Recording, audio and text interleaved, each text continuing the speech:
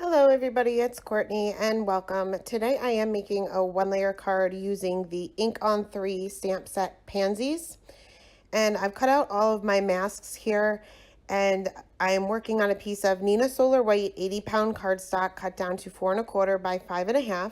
And I will be stamping my images with Intense Black ink by Simon Says Stamp. Those masks are actually cut out by Simon Says Stamped masking paper as well. And I wanted to stack a few of these little teacups here.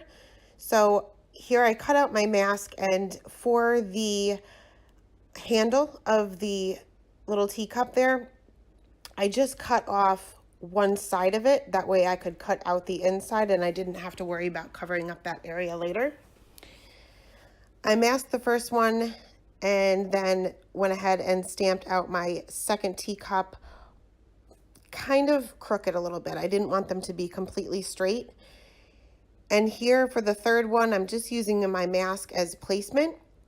And I'm going to stamp out this large cluster of the flowers that comes in the stamp set.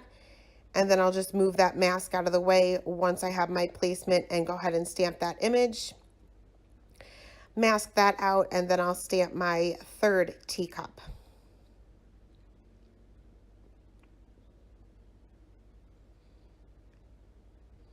I wanted to add a few extra flowers to that little flower cluster, and I kind of thought I was going to have more room than I did, so I cut out a bunch of masks but only ended up adding just one flower.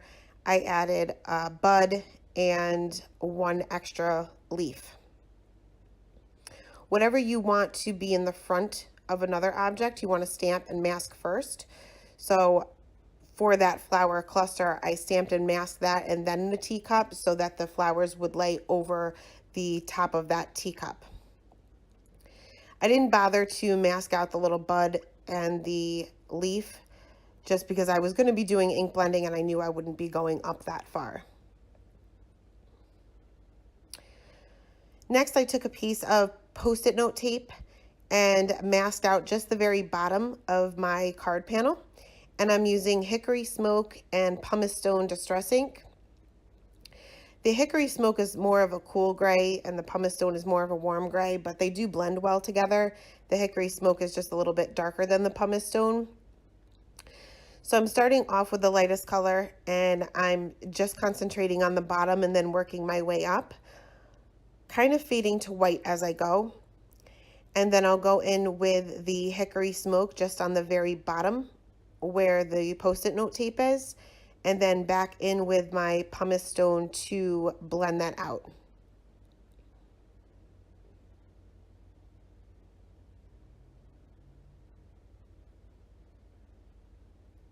Once that was all blended, I went ahead and removed that Post-it note tape as well as my masks. You want to be careful with your masks, especially if they're still wet from the Distress Ink. Distress Ink, you won't have as much problem.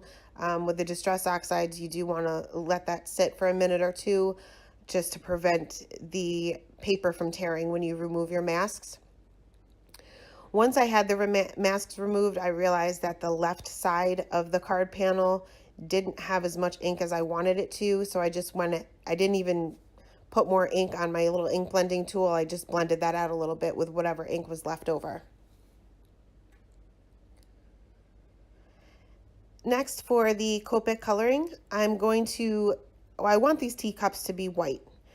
So I'm leaving most of them white, but I do want to add some shadows in with my C markers. So I'm starting off with my darkest color here, which is a C5, and just adding a very small shadow off to the left-hand side. I'll pretend as if my light source is in the top right corner. I'll flick that out with the C3 a little bit, and then I'll go in with my C1 and flick that out even more. Now, when you get to your lightest color, you want to kind of lay down the tip over that C3 and flick out until the tip is no longer touching the paper. If you do see some of those flick marks, you can kind of get rid of those with your colorless blender by going in the opposite direction. So I'm going to use my colorless blender, start off to the right and work my way back to the left to kind of get rid of those lines. For this second teacup, I'll do the same thing. There will be a larger shadow there on the base of it, just because that's laying underneath the teacup on the bottom. But I'm basically doing the same thing for the handle. I really don't have any reason for shading it the way I did. I just figured it would give it a little bit of dimension and a little interest to have all three of those shades of gray on there. For the base of this one, it's pretty much going to be gray. There's not going to be anything white left over on the base, but there probably wouldn't be in real life anyway, just because there's very little of it showing. Most of it is covered by that bottom teacup.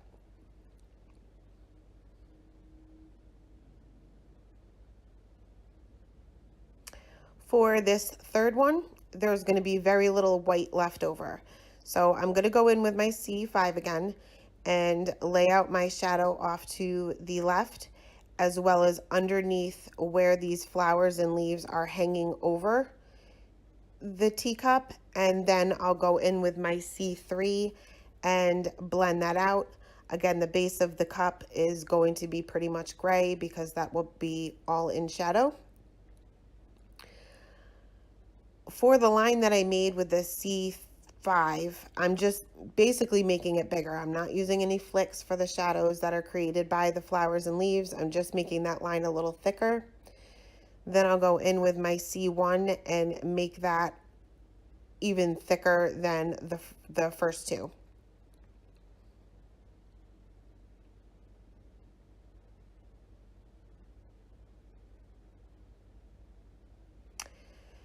Next, for the flowers, I had to Google what colors pansies are, and they are a ton of different colors, but I find that most of them are yellow, like a darker yellow in the center, and then they fade out.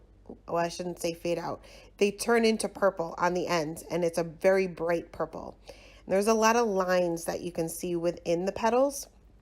I don't know what these lines are called. I love flowers. I love coloring flowers. But I know nothing about them. So what I'm doing here is I'm going in with my darkest color because I want to preserve those flicks and those lines that I'm creating.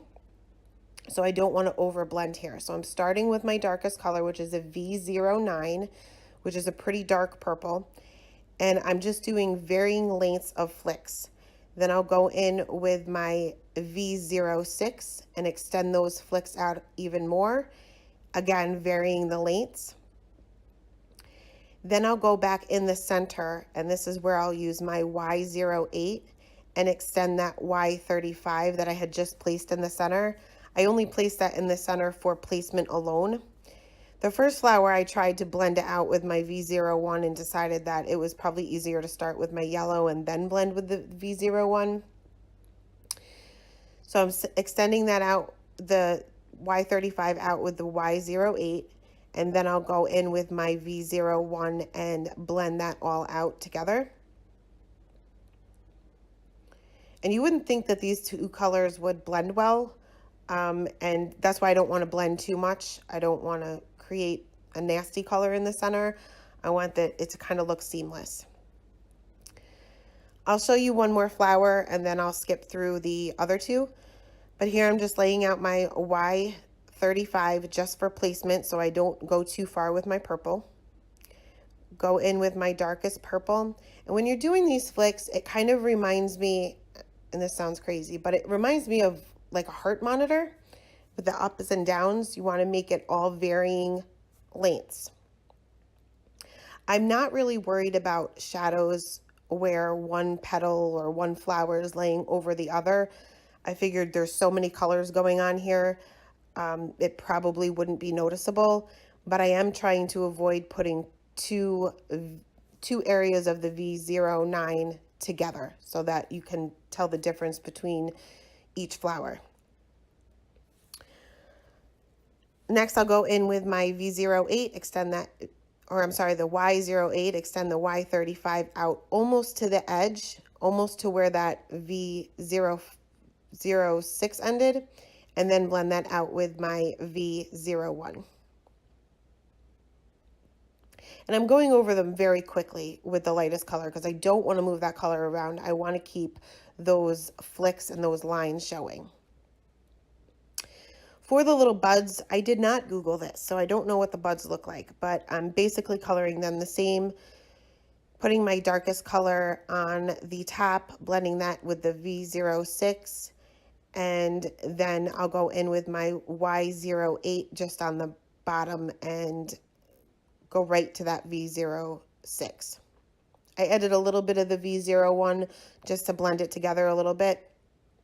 That's me yelling at my cat because she kept trying to get in or onto the card. She likes to sit directly on the card.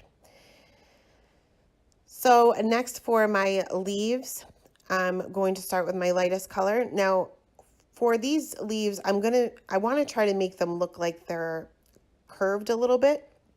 So my highlight will be in the center. For my darkest color, which is the G46, I'm going to put that on the bottom of the leaf because they are laying behind the flowers, and then just a little bit on the tips of the leaf. And then I'll go in with my G20, which is a very, very pale green, and just go in the center, again, not wanting to go over it too much because you'll move the color around. And you want to make sure that you keep those shadow colors and your darkest colors there, and if you flick, you want to make sure those flicks are still there. If you blend too much with your lightest color, you'll completely erase them.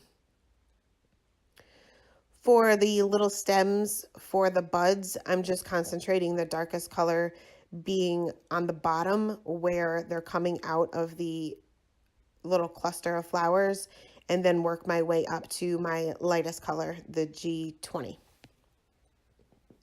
Some of the smaller leaves aren't going to have much of a highlight, like this little tiny one off to the right. I didn't even put a highlight color in there just because it was just too tiny.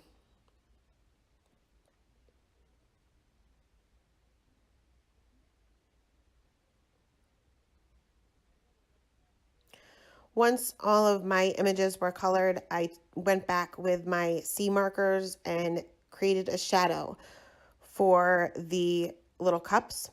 My shadow will be off to the left because my light source is to the right. So I'm starting with my C5 and starting almost all the way to the end of the image to the right, and then kind of just flicking out towards the left. I'll extend that out even more with my C3 and go off to the right just a little bit more, and then back to my C1 and extend that even further.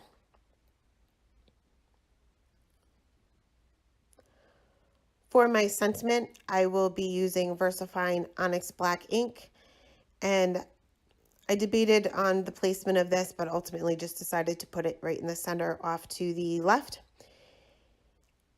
And my paper slid here, so I didn't get the best impression in the world.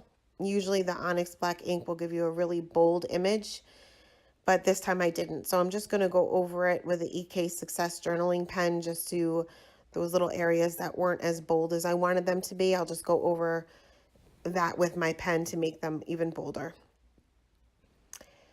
Next, I took a few of the yellow sequins from this sequin pack that came in one of the Simon Says stamp card kits a few months back. I'm not 100% sure which kit it was, but I'm just using a little bit of glossy accents to go ahead and adhere just a couple on the bottom and one on the top of the sentiment. And last, I will take a Nuvo pen just to add a little bit of sparkle to the flowers and the flower buds. And off camera, I did adhere this to an A2 size card base, and that is it for today. Thank you so much for stopping by, and I hope you guys have a great day.